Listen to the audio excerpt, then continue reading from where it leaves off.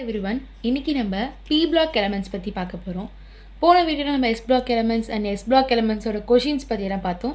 இன்றைக்கி நம்ம P block elements பற்றி பார்ப்போம். The configuration of P block element is NS2NP126. So இது ஜெனரல் கான்ஃபிகரேஷன்ஸ். ஸோ இதில் என்னென்ன எலமெண்ட்ஸ் இருக்குன்னா போரான் ஃபேமிலின்னு சொல்லுவாங்க. So boron, aluminium, gallium, indium and thallium இது எல்லாமே வந்து 3A குரூப்ஸ் எலமெண்ட்ஸ் அப்படின்னு சொல்லுவாங்க. அப்படின்னா போரான் ஃபேமிலி அப்படின்னு சொல்லுவாங்க.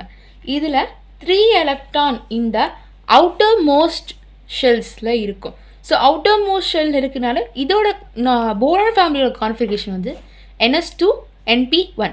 இது ஜெனரல் கான்ஃபிகரேஷன். இது போரான் ஃபேமிலியோட கான்ஃபிகரேஷன். இதுக்கும் கன்ஃபியூஷன் இல்லை. Next is carbon family. So carbon, silicon, germanium, tin, lead. It's belong to 4A group. So boron family belongs to 3A group and carbon family belongs to 4A groups.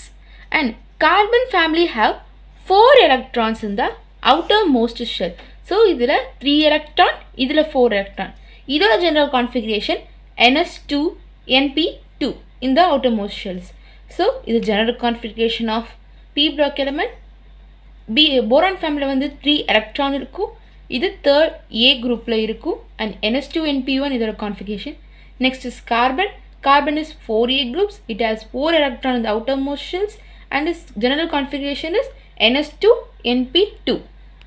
Next is nitrogen family or pnicogen family. இதுக்கு 2 பேர் இந்த ஃபேமிலிக்கு. இந்த 2 name ஞாபகம் வச்சுக்கணும்.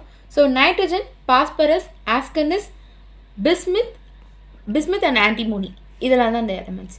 So இதில் வந்து 5 electron இந்த அவுட்டர் மோஸ்ட் ஷெல் இருக்கும். ஸோ இதோட ஜெனரல் கான்ஃபிகரேஷன் NS2NP3. ஸோ ஒவ்வொரு இதுலேயும் எவ்வளோ எலக்ட்ரான் இருக்குது அப்படிங்கிறத வச்சு தான் நம்ம ஃப்யூச்சரில் அயோனைசேஷன் எனர்ஜின்னு ஒன்று பார்ப்போம். அந்த அயோனைசேஷன் எனர்ஜிக்கு முக்கியமான விஷயம் இந்த அவுட்டர் மோஸ்ட் ஆர்பிட்டில் எவ்வளோ எலக்ட்ரான் இருக்குங்கிறது தான் முக்கியம். So next is oxygen or chalcogen family. இதுக்கு 2 பேர் is oxygen family or cacogen family. So oxygen, sulfur, selenium, tellurium and phonobium இதெல்லாம் தான் அதோட elements and it has 6 electron in the outermost shell and the general configuration is NS2NP4. Next is about fluorine family or halogen family. It's also called fluorine family or halogen family. Fluorine, chlorine, bromine, iodine and arsenic இதெல்லாம் தான் அதோட elements and it has 7 electron in the outermost shell and the general configuration is NS2NP6. இதான் the outermost general configurations. Last but not least, the last group elements helium, neon, argon, krypton, xenon and radon. இதெல்லாம் நம்ம வந்து inert gas அப்படி சொல்லுவோம், இல்லை 0 group element இல்லை சொல்லுவோம். அப்படியே இல்லை அப்படின்னா நோபல் கேஸ்ன்னு சொல்லுவோம். இங்கே எழுதுகிறேன், நோபல் கேஸ்ன்னு சொல்லுவோம். ஸோ இது எல்லாத்துக்குமே வந்து அவுட்டர் மோஸ்ட் ஷெல்ஸை வந்து 8 எலக்ட்ரான் இருக்கும். ஆனால் இந்த ஹீலியமுக்கு மட்டும் 8 எலக்ட்ரான் இருக்காது. ஏன்னா ஹீலியமோட எலக்ட்ரானிக் கான்ஃபிகரேஷன் 1s2. ஸோ ஜெனரலாகவே வந்து ஒரு எலமெண்ட்டுக்கு வந்து இப்போ ஒரு நியூக்ளியஸ் இருக்குன்னா ஒவ்வொரு ஷெல் கூடிக்கிட்டே போகும்போது அந்த லாஸ்ட்டு ஷெல்லில் வந்து 8 எலக்ட்ரான்ஸ் இருக்கணும். 8 எலக்ட்ரான்ஸ் இருந்துச்சு அப்படின்னா அதை நம்ம ஸ்டேபிள் அப்படின்னு சொல்லுவோம். இப்போது 8 ரேங்க்ஸ் இருந்தால் அது ஸ்டேபிள். இப்போது வந்து 8 ரேங்க்ஸ் கீழே இருக்குது, இப்போ ஒரு 6 எலக்ட்ரான்ஸ் இருக்குது, இல்லை சம்திங் 7 எலக்ட்ரான்ஸ் இருக்குன்னா அதில் ஒரு எலக்ட்ரான் அது வந்து கெயின் பண்ணணும். அதில் கெயின் ஆயிடுச்சு அப்படின்னா அது ஸ்டேபிள்னு சொல்லுவோம். By losing or gaining of electron தான் அது ஸ்டேபிள் ஆக முடியும். So it's not stable. ஏன்னா இதில் வந்து கான்ஃபிகரேஷனே S2 தான் இருக்குது. ஸோ இது எல்லாமே வந்து 8 electron. It's a stable, it's not stable. So வந்து இது வந்து நோபல் கேஸில் வர முடியாது.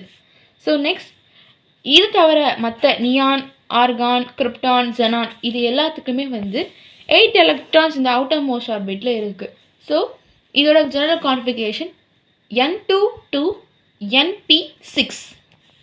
இதான் இந்த ஜெனரல் கான்ஃபிகரேஷன். அண்ட் ப்ராப்பர்ட்டிஸ் அப்படின்னு பார்க்கும்போது வந்து P block elements contain all non-metal metalloids and some metals. So மூணுமே இருக்கும், metals, metalloids and non metals. இன்னொன்று இன்ட்ரெஸ்டிங்காக இதில் என்ன பார்க்கலாம் அப்படின்னா, இதில் இருக்கிற எல்லாமே என்ன அப்படின்னா கோவேலண்ட்டாக இருக்கும், கோவேலண்ட்டாக இருக்கும். நெக்ஸ்ட் வந்து இதில் இருக்கிற எல்லாமே ஆக்சிடேஷன் ஏஜெண்ட்டாக இருக்கும்.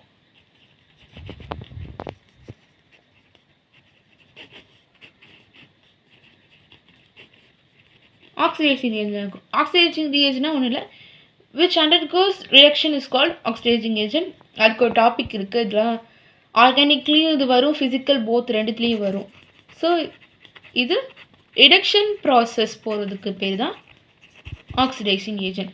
ஸோ கோவேலண்ட்டாக இருக்கும், ரெடியூசிங்காக இருக்கும். ஸோ இதில் மெயினாக ஒரு விஷயம் என்ன பார்க்கலாம் அப்படின்னா, நமக்கு அயோனைசேஷன் எனர்ஜின்னு சொல்லிட்டு ஒரு டாபிக் வரும். அயோனைசேஷன் எனர்ஜி டாபிக் அப்படின்னு வரும்போது top to bottom ionization energy increases and left to right ionization energy increases.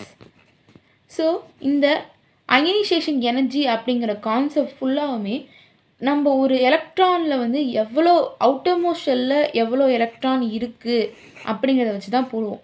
So அதனால் ஒவ்வொரு எலமெண்ட்டுக்கும் இந்த அவுட்டர்மோஸ்ட் ஷெல்லில் எவ்வளோ எலக்ட்ரான் இருக்கிறது ரொம்ப முக்கியம். ஸோ அதை வச்சு தான் நம்ம இப்படி கிராஃப் பிரிப்போம். இப்போ வந்து lithium has 1s1 and 2s1 அப்படின்னு பிரிப்போம். 1s2 and 2s1. அப்போனா 1 and 2 இப்படின்னு பிரிப்போம். ஸோ இப்படிலாம் பிரிப்போம், அதோட டாபிக் நெக்ஸ்ட் வரும், அதில் சொல்லலாம். ஸோ இந்த மாதிரி அயனைசேஷன் எனர்ஜி பிரிக்கிறதுக்கு இந்த எலக்ட்ரான் எவ்வளோ இருக்குங்கிறது முக்கியம். So that's all for today's class. Thank you.